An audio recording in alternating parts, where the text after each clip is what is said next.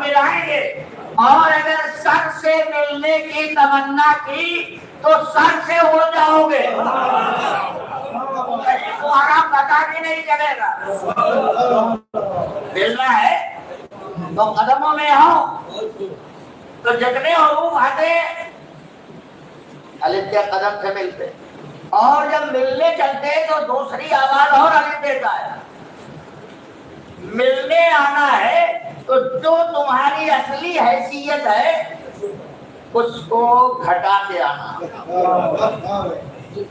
اصل حیثیت گھٹا بے یہ لامی لکھی ہوئی ہے، ملنے چلی گھٹو گھٹو گھٹو گھٹو، اتنی گھٹ جاؤ کہ منی سی رہ جاؤ، تب ہم ملائیں گے۔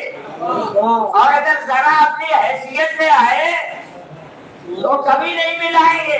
اس کا مطلب یہ ہے کہ جو علی سے ملنے آنا چاہتا ہے اسے پہلے اپنی حیثیت گھٹانا پڑے گی۔ شاہی رکھ کے آؤ، تاج اتار کے آؤ، تخت دے کے آؤ، سارا مال رکھ کے آؤ، بادشاہت اتار کے آؤ، ہمیں غلام بن کے آؤ تو خمر بنا دیں گے۔ آؤ اس طرح کہ اپنی حیثیت گھٹا گیا۔ اور کبھی کبھی ایسا ہوتا ہے کہ الف بھی الف سے ملنے آتا ہے، الف الف سے ملنے آتا ہے۔ یہ ہے الف، دیکھا ہوگا آپ نے، چھوٹا سا الف دائیں ذرا سا اونچا لکھا جاتا ہے، یا مت لگائی جاتی ہے، مت بھی الف ہے۔ یہ مولانا سے پوچھیے گا، اس کی تقریر آپ کو، مت بھی الف ہے۔ مگر جب الف الف سے ملنے آتا ہے تب نہیں کہتا کہ میرے قدموں میں آؤ، تب نہیں کہتا کہ میرے قدموں میں آؤ، تم میرے جیسے ہو نا تو میں تمہیں اپنے قدموں میں نہیں ملاؤں گا، آؤ آؤ میرے سر پہ آ جاؤ۔ اور اگر یہ منظر کہیں نظر نہ آئے تو آؤ سیدھے قدیر میں، چاہے ملنے والا ہے دوسرا ملانے والا۔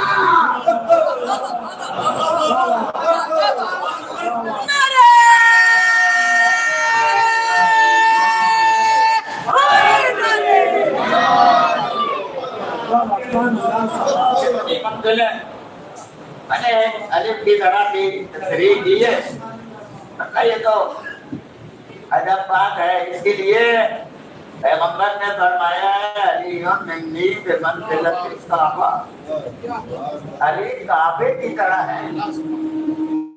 کعبہ کسی کے پاس آتا ہے؟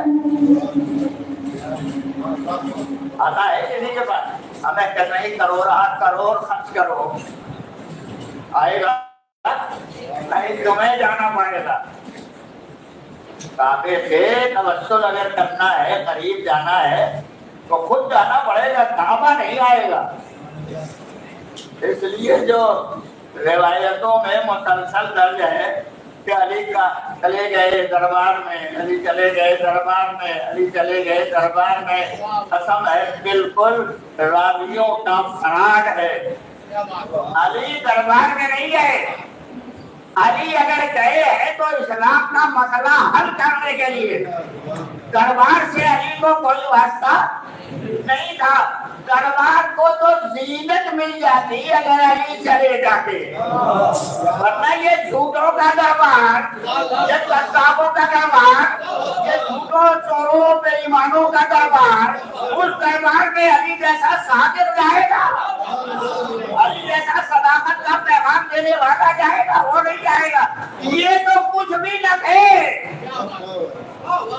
اچھا ہوا عبید اللہ امرتسری نے اپنی کتاب میں بھی لکھا ہے، اور نہج البلاغہ کی شرح ابن ابی الحدید معتزلی نے بھی لکھی ہے، تو وہ لکھتے ہیں کہ خلافت کی بیساکھی دونوں کو مل گئی۔ جتنے خط کے ناطے تھے ان دونوں کو خلافت کی بیساکھی مل گئی۔ اور میں دوسرا لفظ کہتا ہوں، خدا نہ کرتا اگر کوئی عورت ناٹی ہے تو اس کو اونچی ہیل کی جوتی چاہیے تاکہ وہ اپنے جولیوں میں برابر رہے. اب میں کا تذکرہ کرتا ہوں، آپ جان سکتے ہیں تو بیساکھی کاہے کے لیے تھی؟ اس سے اتنی اونچے لگے ہیں بلندی اتنی آ جائے.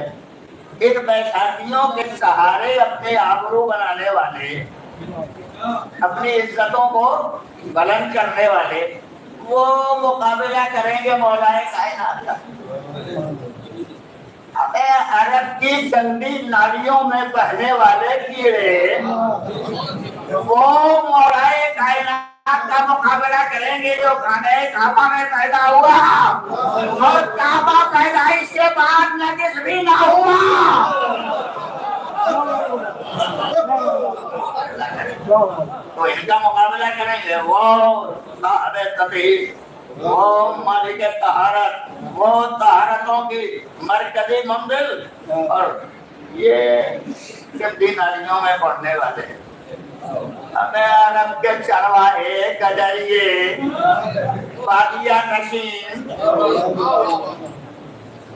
اور جنگلوں میں زندگی گزارنے والے وہ تو کہو کرم ہے میرے نبی کا کہ رحمت کی چھلا چھل بارش کر کے ان لوگوں کو نکال گلڑیوں کو سچا حیوان بنایا، ان سچے حیوانوں کو انسان بنایا، انسانوں میں ایک کو سلمان بنایا، سلمان کا مولا کل ایمان قرار پایا. جانے انہیں کچھ احساس نہیں ہے، یہ صرف سوچتے ہیں کہ ہم قریب رہے ہیں تو ہمیں بہت شرف حاصل ہے. نا قریب رہنے سے کوئی شرف نہیں ملتا، توفیق مل جائے تب شرف. خدا کی جانب سے توفیق ہو جائے تب آدمی کو شرف. ہمیں ایک مثال دے دیتا ہوں. بلال تاریخ کے مسلمان ہے کہ نہیں؟ کچھ آپ بھی بول دیا کیجیے. بلال مسلمان ہے نا؟ پہلے کافر تھے اور صرف کافر نہیں تھے، کافر کے غلام بھی تھے اور ایک کے غلام نہیں تھے، تین افراد کے غلام تھے. امیہ کے غلام، امیہ کی بیوی کے غلام، امیہ کے بیٹے کے غلام. تین مالکوں کی غلامی میں زندگی بسر کرنے والے بلال آخر ایک دن کلمہ حق زبان وحی ترجمان رسالت محمد سے سن لیا. بس سننا تھا کہ دل میں کلمہ گھر کر گیا. کلمہ پڑھنے لگے، اللہ کو ایک کہنے لگے، ماننے لگے. بار بار بڑی سزائیں دی اور سزاؤں کا تذکرہ نہیں کروں گا. آخر سزائیں برداشت کرتے کرتے ایک دن خدا کی بارگاہ میں دعا کی پالنے والے کوئی ایسی جگہ دے دے جہاں اکیلے میں تجھے یاد کر سکوں، اکیلے میں تجھے یاد کر سکوں. یہ تو ستا رہا ہے، امیہ بھی ستا رہا ہے، بیوی بھی ستا رہی ہے، ان کا بیٹا بھی ستا رہا ہے. اور ابھی دعا کر کے ہاتھ نیچے گرایا تھا کہ اتنے میں امیہ کا فرمان آ گیا، بلال کو خود کھانے میں رکھو. جیسے ہی فرمان پڑھا ویسے ہی کہا پروردگار کہ نہیں معلوم تھا کہ اتنی جلدی دعا قبول ہو جائے. اور بلال کو خود کھانے میں رکھ دیا. ادھر خود ادھر بلال. نہ بلال پر بتوں کا اثر، نہ بتوں پر بلال کا اثر. ساتھ ساتھ ہے کہ نہیں؟ نہیں وہی لفظ کہوں گا تبھی مزہ آئے گا. ساتھ ساتھ ہے نا؟ بلال ساتھ ہے بتوں کے، بت ساتھ ہے بلال کے. یعنی ایک دوسرے کی صحابیت میں ہیں، اور جب ایک دوسرے کی صحابیت میں ہے، نہ ان پر اس کا اثر نہ ان پر اس کا اثر۔ اس کا مطلب یہ ہے کہ ساتھ رہنے سے اثر نہیں ہوتا، جب کردار نہ بگڑے، جب تک سیرت نہ سامنے آئے، جب تک توفیق الہی نہ ہو، تب تک کوئی اثر نہیں ہوتا ہے۔ کیا کرتے کرتے بھی تھکے، ایک دن رسول کے پاس پہنچے گا، حضور جب امیہ بلاتا ہے تب بھی دوڑا ہوا جاتا ہوں، جب بیٹا بلاتا ہے تب بھی دوڑتا ہوا جاتا ہوں، بیوی اس کی بلاتی ہے تب بھی دوڑتا ہوا جاتا ہوں، کب تک دوڑوں؟ آپ کا کلمہ پڑھ لیا، آپ کا دین مان لیا، دوڑے جانا۔ مسکرایا، آمنہ کا اللہ، عبداللہ کا جایا، عبد المطلب کا پوتا، جس کو ڈرا کے بنی سید قریش